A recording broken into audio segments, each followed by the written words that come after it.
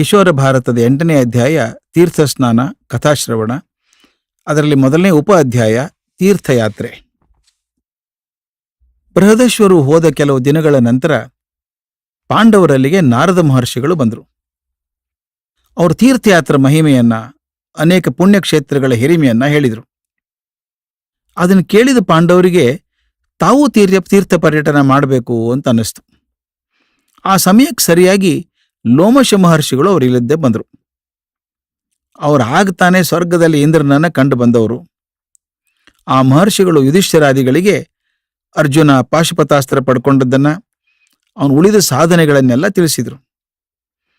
ಅರ್ಜುನನ ಯಶಸ್ಸಿನ ಕಥೆಯನ್ನು ಕೇಳಿ ಉಳಿದ ಪಾಂಡವರಿಗೆ, ದ್ರೌಪದಿಗೆ ಬಹಳ ಸಂತೋಷ ಆಯಿತು. ಆ ನಂತರ ಯುಧಿಷ್ಠಿರನ ಅಪೇಕ್ಷೆಯಂತೆ ಲೋಮಶ ಮಹರ್ಷಿಗಳು ಅವರನ್ನೆಲ್ಲ ಕರ್ಕೊಂಡು ತೀರ್ಥಯಾತ್ರೆಗೆ ಹೊರಟರು. ಮೊದಲು ಅವರು ಬಂದದ್ದು ನೈಮಿಷಾರಣ್ಯಕ್ಕೆ. ಅಲ್ಲಿ ಗೋಮತಿ ನದಿಯಲ್ಲಿ ಸ್ನಾನ ಮಾಡಿ ಮುಂದೆ ಅಗಸ್ತ್ಯಾಶ್ರಮಕ್ಕೆ ಹೋದರು. ಲೋಮಶರು ಪಾಂಡವರಿಗೆ ಹಿಂದೆ ಅಗಸ್ತ್ಯ ಮಹರ್ಷಿಗಳು ವಾತಾಪಿ ಇಲ್ವರನ್ನ ಕೊಂದ ಕಥೆಯನ್ನ, ವಿಂಧ್ಯ ಪರ್ವತದ ಬೆಳವಣಿಗೆಯನ್ನು ತಡೆಗಟ್ಟಿದ್ದನ್ನ ಹೇಳಿದರು. ಆನಂತರ ಅವರು ವೃತ್ತಾಸುರನ ಸಂಹಾರವನ್ನ, ಅಗಸ್ತ್ಯರು ಸಮುದ್ರವನ್ನೇ ಕುಡಿದು ಬಿಟ್ಟಂತಹ ಕಥೆಯನ್ನು ಹೇಳಿದರು.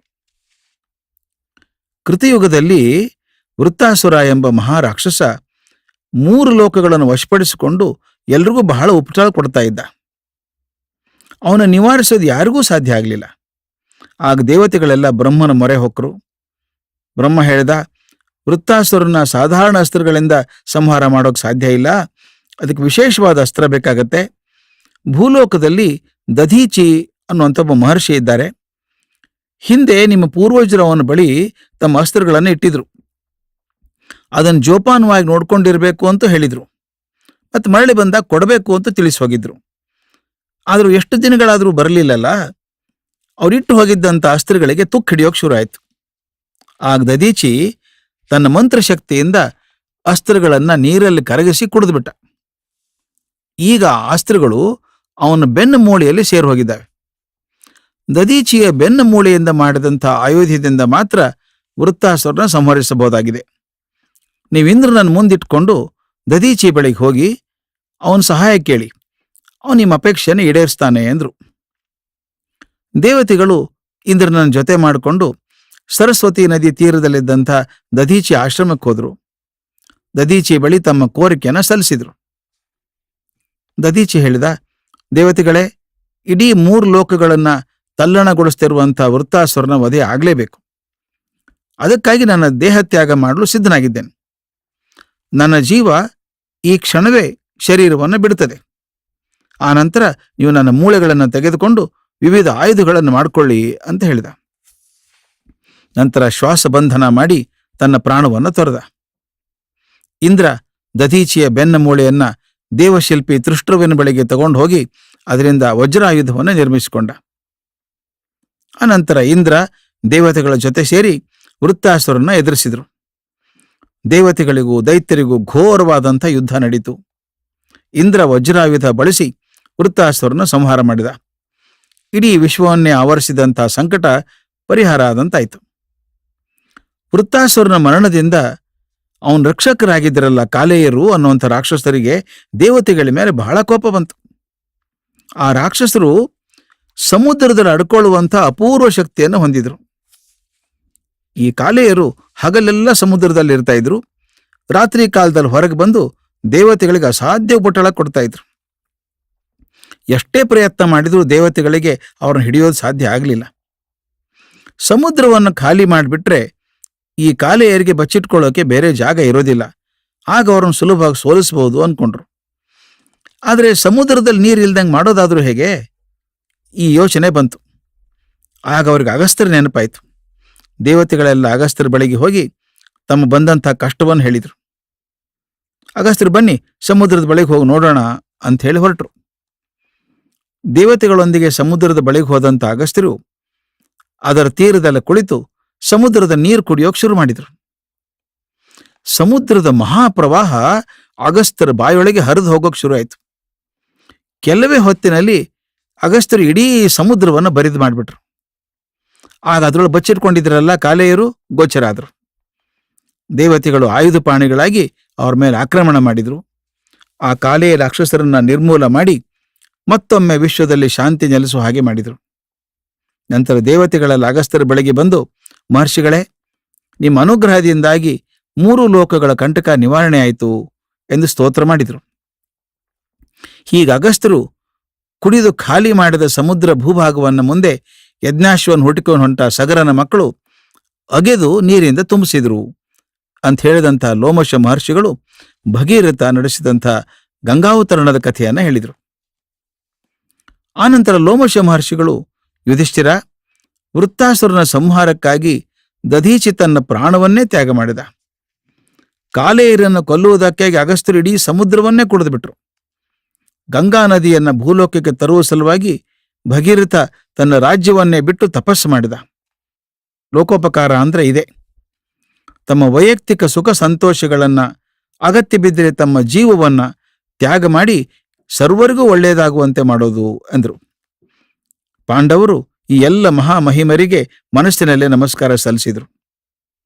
ಅಗಸ್ತ್ಯಾಶ್ರಮದ ನಂತರ ಪಾಂಡವರು ಪವಿತ್ರವಾದಂತಹ ಕೌಶಿಕಿ ನದಿ ತೀರಕ್ಕೆ ಹೋದರು. ಆ ಪುಣ್ಯ ನದಿಯಲ್ಲಿ ಸ್ನಾನ ಮಾಡಿ ಋಷ್ಯಶೃಂಗಾಶ್ರಮದ ದರ್ಶನ ಮಾಡಿದರು.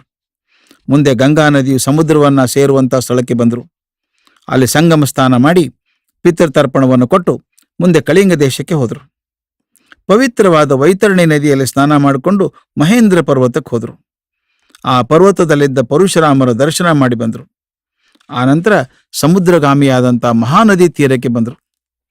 ಅಲ್ಲಿಯೂ ಪಿತೃತರ್ಪಣ ನೀಡಿ ಅಲ್ಲಿಂದ ಮುಂದೆ ಗೋದಾವರಿ ತೀರವನ್ನು ಸೇರಿದರು. ಗೋದಾವರಿಯಲ್ಲಿ ಪವಿತ್ರ ಸ್ನಾನ ಮಾಡಿ ಪಾಂಡವರು ಮುಂದೆ ದ್ರಾವಿಡ ದೇಶಕ್ಕೆ ಹೋದರು. ಸಮುದ್ರ ತೀರದಲ್ಲಿ ಅಗಸ್ತ್ಯ ತೀರ್ಥವನ್ನ, ಇನ್ನೂ ಅನೇಕ ಪುಣ್ಯಕ್ಷೇತ್ರಗಳನ್ನು ಸಂದರ್ಶಿಸಿದರು. ಅಲ್ಲಿಂದ ಮುಂದೆ ಶೂರ್ಪಾರಕ ಅನ್ನುವಂಥ ಆಶ್ರಮ ಮುಟ್ಟಿದರು. ಹಾಗೆಯೇ ಸಮುದ್ರ ತೀರದಲ್ಲಿ ಪ್ರಯಾಣ ಮಾಡುತ್ತಾ ಪ್ರಭಾಸ ತೀರ್ಥಕ್ಕೆ ಹೋದರು. ಅಲ್ಲಿಗೆ ಸಮೀಪದಲ್ಲಿದ್ದಂಥ ದ್ವಾರಕೆ ಇದೆಯಲ್ಲ, ಅಲ್ಲಿ ಕೃಷ್ಣ ಬಲರಾಮರಿಗೆ ಪಾಂಡವರು ಪ್ರಭಾಸ ತೀರ್ಥಕ್ಕೆ ಬಂದಿರುವಂಥ ಸುದ್ದಿ ಮುಟ್ಟಿತು. ಅವರಿಬ್ಬರು ಅಲ್ಲಿಗೆ ಬಂದು ಪಾಂಡವರನ್ನು ಎದುರುಗೊಂಡರು. ಬಂಧುಗಳ ಸಹವಾಸದಲ್ಲಿ ಕೆಲವು ದಿನಗಳನ್ನು ಕಳೆದಂಥ ಪಾಂಡವರು ಅಲ್ಲಿಂದ ಪಯೋಷ್ಣಿ ನದಿಯ ತೀರಕ್ಕೆ ಬಂದು ಆ ನದಿಯಲ್ಲಿ ಸ್ನಾನ ಮಾಡಿದರು. ಮುಂದೆ ಯಮುನಾ, ಸರಸ್ವತಿ ನದಿಗಳಲ್ಲಿ ಸ್ನಾನ ಮಾಡ್ತಾ ವಿತಸ್ತಾ ನದಿಯ ತೀರಕ್ಕೆ ಬಂದರು. ಅಲ್ಲಿ ಲೋಮಶರು ಪಾಂಡವರಿಗೆ ಶಿಬಿ ಚಕ್ರವರ್ತಿ ಕಥೆಗಳನ್ನು ಹೇಳಿದರು.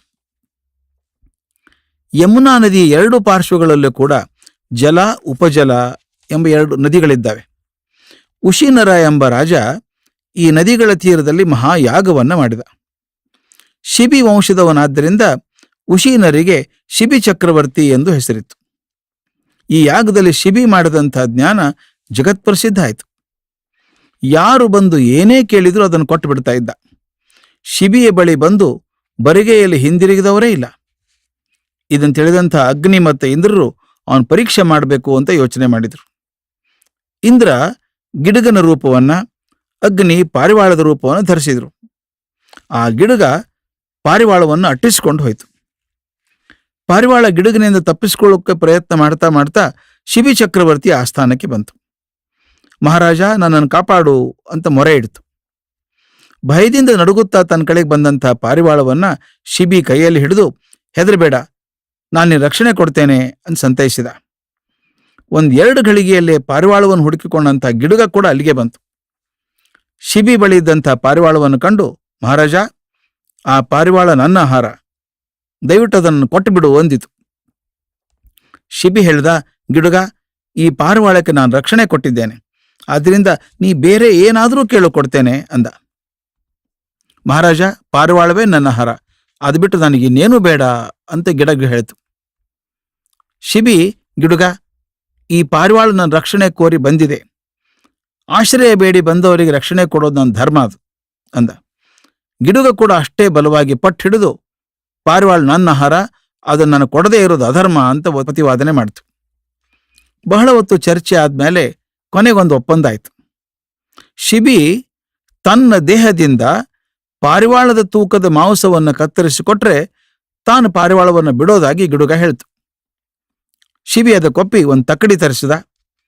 ಅದ್ರ ಒಂದು ತಟ್ಟೆಯಲ್ಲಿ ಪಾರಿವಾಳವನ್ನು ಕೂಡಿಸಿ ತನ್ನ ಶರೀರದಿಂದ ಮಾಂಸವನ್ನು ಕತ್ತರಿಸಿ ಇನ್ನೊಂದು ತಟ್ಟೆಗೆ ಹಾಕೋಕೆ ಶುರು ಮಾಡಿದ. ಆಶ್ಚರ್ಯ ಅಂದ್ರೆ, ರಾಜ ಎಷ್ಟು ಮಾಂಸ ಹಾಕಿದ್ರೂ ಅದು ಪಾರಿವಾಳ ತೂಕಕ್ಕೆ ಬರಲೇ ಇಲ್ಲ. ಕೊನೆಗೆ ತನ್ನ ಇಡೀ ದೇಹವನ್ನು ಗಡುಗನಿಗೆ ಒಪ್ಪಿಸಬೇಕು ಅಂತ ನಿಶ್ಚಯ ಮಾಡಿ ಶಿಬಿ ತಾನೇ ತಕ್ಕಡಿಯಲ್ಲಿ ಕೂತ್ಕೊಂಡ್ಬಿಟ್ಟ.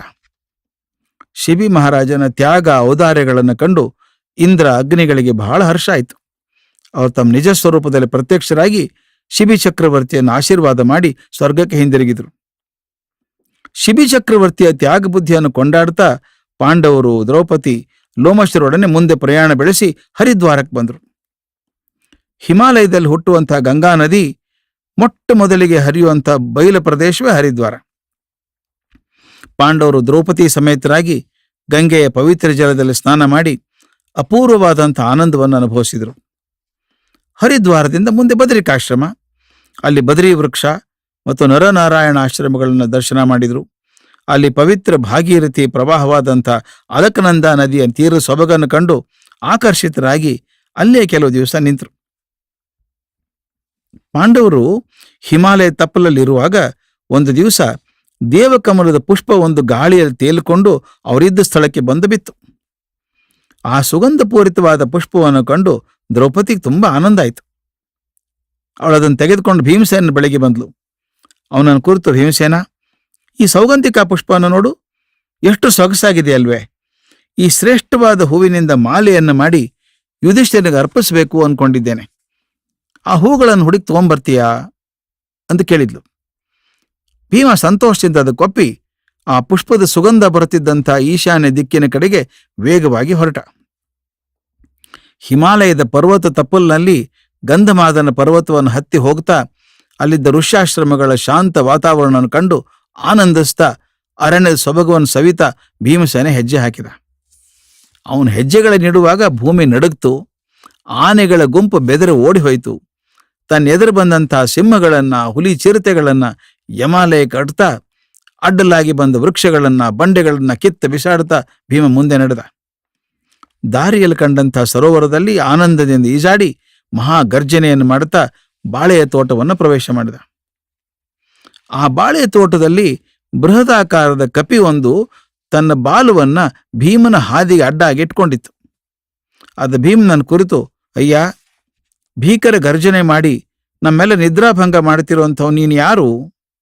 ಈ ಹಾದಿಯಲ್ಲಿ ಯಾರೂ ಹೋಗೋ ಹಾಗಿಲ್ಲ, ಆದ್ದರಿಂದ ನೀನು ಹಿಂದಿರುಗು ಅಂತು. ಭೀಮ ಹೇಳಿದ, ನಾನು ಭೀಮಸೇನ, ಪಾಂಡು ಮಹಾರಾಜನ ಮಗ. ನೀನು ಹಾದಿ ಬಿಡದಿದ್ರೆ ನಮ್ಮ ಅಣ್ಣ ಹನುಮಂತ ಸಮುದ್ರವನ್ನು ಹಾರಿದಂತೆ ನಾನು ಈ ಪರ್ವತವನ್ನು ಹಾರಿಕೊಂಡು ಹೋಗಬಲ್ಲೆ. ಆದರೆ ನೀನು ನಮ್ಮ ಅಣ್ಣನ ವಂಶದವನು, ಆದರೆ ನೀನು ಗೌರವ ಕೊಟ್ಟು ಹೇಳ್ತಿದ್ದೇನೆ, ದಾರಿ ಬಿಡು ಎಂದ. ಆಗ ಕಪಿ ಹೇಳ್ತು, ಭೀಮಸೇನ, ನಾನು ಮುದಿಯಾಗಿದ್ದೇನೆ, ನನ್ನ ಬಾಲುವನ್ನು ಎತ್ತೋಕೂ ಆಗದಷ್ಟು ಅಶಕ್ತನಾಗಿದ್ದೇನೆ, ನೀನೇ ದಯವಿಟ್ಟು ಅದನ್ನು ಸರಿಸ್ಬಿಡಪ್ಪ ಅಂತು. ಭೀಮ ಹ್ಞೂ ಅನ್ನುತ್ತಾ ಅಲಕ್ಷ್ಯವಾಗಿ ಕಪಿಯ ಬಾಲುವನ್ನು ಎಡಗೈಯಿಂದ ಎತ್ತೋಕೆ ಪ್ರಯತ್ನ ಮಾಡಿದ. ಆದರೆ ಅವನಿಗೆ ಆ ಬಾಲದ ಕೂದಲನ್ನು ಕೊಂಕಿಸಲಾಗಲಿಲ್ಲ. ಆನಂತರ 2 ಕೈಗಳನ್ನು ಹಾಕಿ ಪ್ರಯತ್ನ ಮಾಡಿದ. ಬಾಲ ಅಲಗಾಡಲೇ ಇಲ್ಲ. ಮುಕ್ಕರಿತ ಬಾಲವನ್ನು ದೂಡೋಕೆ ಪ್ರಯತ್ನ ಮಾಡಿದ, ಅದೂ ಸಾಧ್ಯ ಆಗಲಿಲ್ಲ. ಎಷ್ಟೇ ಬಲಪ್ರಯೋಗ ಮಾಡಿದರೂ ಕಪಿಯ ಬಾಲ ಸ್ಥಿರವಾಗಿ ಅಲ್ಲಿಯೇ ಇತ್ತು. ಭೀಮನ ಶರೀರ ಎಲ್ಲ ಬೆವರಿಂದ ತೊಯ್ದು ಹೋಯಿತು. ಆಯಾಸದಿಂದ ಮೇಲುಸಿರು ಬಂತು. ಆಗ ಅವನು ಕಪಿಗೆ ಸಾಷ್ಟಾಂಗ ಪ್ರಣಾಮ ಮಾಡಿ, ಕಪಿವರ್ಯ, ನಾನು ತೋರಿಸಿದಂಥ ಅಹಂಕಾರಕ್ಕೆ ನಾನು ಕ್ಷಮಿಸಿಬಿಡಪ್ಪ. ಮಹಾನುಭಾವ, ನೀನು ಯಾರಪ್ಪ? ದೇವನೇ, ಗಂಧರ್ವನೇ, ಅಥವಾ ಸಾಕ್ಷಾತ್ ನಮ್ಮ ಅಣ್ಣನಾದ ಹನುಮಂತನೇ ಅಂತ ಕೇಳಿದ. ಆ ಕಪಿ ತನ್ನ ಆಂಜನೇಯ ಸ್ವರೂಪವನ್ನು ಧರಿಸಿದ. ಆಂಜನೇಯ ವಾಯುವಿನ ಮಗ. ಭೀಮಸೇನನು ವಾಯುವಿನ ವರವಿಂದ ಜನಿಸಿದವನು. ಹೀಗಾಗಿ ಆಂಜನೇಯ ಮತ್ತು ಭೀಮಸೇನ ಅಣ್ಣ ತಮ್ಮಂದಿರು. ಭೀಮಸೇನ, ನಿನ್ನ ಊಹೆ ನಿಜ. ನಾನು ನಿಮ್ಮ ಅಣ್ಣ ಹನುಮಂತ. ನಿನ್ನ ಧೈರ್ಯ ಸಾಹಸಗಳನ್ನು ಕಂಡು ನನಗೆ ಆನಂದ ಆಗಿದೆ ಅನ್ಕೊಂಡು ತಮ್ಮನನ್ನು ಆಲಂಗಿಸಿಕೊಂಡ. ಆ ಆಲಿಂಗನದಿಂದ ಭೀಮನ ಆಯಾಸ ಎಲ್ಲ ಪರಿಹಾರ ಆಯಿತು. ಹನುಮಂತ, ಸೌಗಂಧಿಕಾ ಪುಷ್ಪ ಕುಬೇರನ ಉದ್ಯಾನವನದಲ್ಲಿದೆ, ಅಲ್ಲಿ ಹೋಗಿ ಅದನ್ನು ಪಡ್ಕೋ. ಮುಂದೆ ನಿಮಗೂ ಕೌರವರು ಯುದ್ಧ ಆಗ್ತದೆ. ಆಗ ಸಾಕ್ಷಾತ್ ಶ್ರೀಕೃಷ್ಣನೇ ಸಾರಥ್ಯ ವಹಿಸುವಂಥ ಅರ್ಜುನ ರಥದಲ್ಲಿ ನಾನು ಕುಳಿತಿರ್ತೇನೆ, ನಿನ್ನ ಮಂಗಳ ಆಗಲಿ ಅಂತ ಆಶೀರ್ವಾದ ಮಾಡಿದ. ಅಣ್ಣನಿಂದ ಬಿಳ್ಕೊಂಡಂಥ ಭೀಮಸೇನ ಹಾಗೆ ನಡೀತಾ ಆ ಮಹಾರಣ್ಯದ ಮಧ್ಯದಲ್ಲಿದ್ದಂಥ ಸರೋವರದ ಸಮೀಪಕ್ಕೆ ಬಂದ. ಆ ಸರೋವರದೊಳಗೆ ಹಂಸ, ಕಾರಂಡವ, ಚಕ್ರವಾಕ ಪಕ್ಷಿಗಳು ಆಡ್ತಾ ಇದ್ವು. ಭೀಮ ಹುಡ್ಕೊಂಡು ಬಂದಂಥ ಸೌಗಂಧಿಕಾ ಪುಷ್ಪಗಳು ಆ ಸರೋವರದಲ್ಲಿ ಹೇರಳವಾಗಿ ಬೆಳೆದಿದ್ದು. ಆ ಪುಷ್ಪಗಳನ್ನು ಕಂಡು ಭೀಮಸೇನಿಗೆ ಬಹಳ ಸಂತೋಷ ಆಯಿತು. ಅವನು ಸರೋವರ ಸ್ವಚ್ಛ ನೀರನ್ನು ಕುಡಿದು ದಣವಾರಿಸಿಕೊಂಡ. ಆಗ ಆ ಸರೋವರ ರಕ್ಷಣೆ ಮಾಡುತ್ತಿದ್ದಂತಹ ಕುಬೇರನ ಸೈನಿಕರು ಶಸ್ತ್ರಾಸ್ತ್ರಗಳೊಂದಿಗೆ ಭೀಮನ ಮೇಲೆ ಆಕ್ರಮಣ ಮಾಡಿದರು. ರಾಕ್ಷಸಾಕಾರದ ವ್ಯಕ್ತಿಗಳಿಂದ ಕೂಡಿದಂಥ ಆ ದೊಡ್ಡ ಸೇನೆಯನ್ನ ಭೀಮಸೇನ ಏಕಾಂಗಿಯಾಗಿ ಎದುರಿಸಿದ. ಭೀಮಸೇನೆಯ ಮೇಲೆ ಅವರು ಪ್ರಯೋಗ ಮಾಡಿದಂಥ ಅಸ್ತ್ರಗಳು ಅವನಿಗೇನೂ ಆಘಾತ ಮಾಡಲಿಲ್ಲ.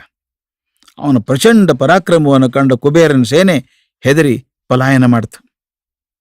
ಭೀಮ ಇನ್ನೂ ಸ್ವಲ್ಪ ಹೊತ್ತು ನೀರಲ್ಲಿ ಈಸಾಡಿ ಸೌಗಂಧಿಕ ಪುಷ್ಪಗಳನ್ನು ಕಿತ್ತು ತನ್ನ ಉತ್ತರೀಯದಲ್ಲಿ ಕಟ್ಟಿಕೊಂಡ.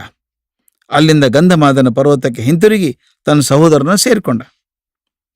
ಆ ಪುಷ್ಪಗಳನ್ನು ಕಂಡ ದ್ರೌಪದಿ ಆನಂದ ಅಂತೂ ಬಣ್ಣಿಸೋದಕ್ಕೆ ಅಸಾಧ್ಯ. ಅವಳು ಅವನ್ನು ಮಾಲೆ ಮಾಡಿ ಕಟ್ಟಿ ಯುಧಿಷ್ಠಿರನಿಗೆ ಅರ್ಪಣೆ ಮಾಡಿದ್ಲು.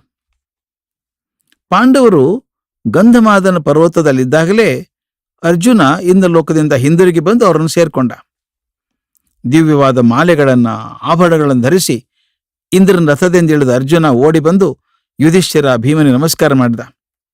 ಯುಧಿಷ್ಠಿರ ಅವನು ಅಪ್ಪಿಕೊಂಡ. ನಕುಲ ಸಹದೇವರು ದ್ರೌಪದಿ ಅರ್ಜುನ್ ನಮಸ್ಕಾರ ಮಾಡಿದರು. 5 ವರ್ಷಗಳ ಕಾಲ ತಮ್ಮಿಂದ ದೂರ ಇದ್ದು ಹಿಂದಿರುಗಿದಂಥ ಅರ್ಜುನನನ್ನು ಕಂಡು ಅವರ ಕಣ್ಣುಗಳಲ್ಲಿ ಆನಂದ ಬಾಷ್ಪಗಳು ಸುರಿದವು. ಅರ್ಜುನ ತನಗೆ ಶಂಕರ ಪಾಶುಪತಾಸ್ತ್ರವನ್ನು ದಯಪಾಲಿಸಿದ್ದು ಮೊದಲುಗೊಂಡು ಎಲ್ಲ ವಿಷಯಗಳನ್ನು ತಿಳಿಸಿದ. ಅವನು ಗಳಿಸಿದ ಯಶಸ್ಸನ್ನು ತಿಳಿದು ಅವರೆಲ್ಲರಿಗೂ ಅಪಾರವಾದಂಥ ಹಿಗ್ಗುಂಟಾಯಿತು. ಕೆಲ ಕಾಲದ ನಂತರ ಪಾಂಡವರು ದ್ರೌಪದಿಯೊಂದಿಗೆ ಗಂಧಮಾದನ ಪರ್ವತವನ್ನು ಬಿಟ್ಟು ದ್ವೈತವನಕ್ಕೆ ಹಿಂತಿರುಗಿದರು.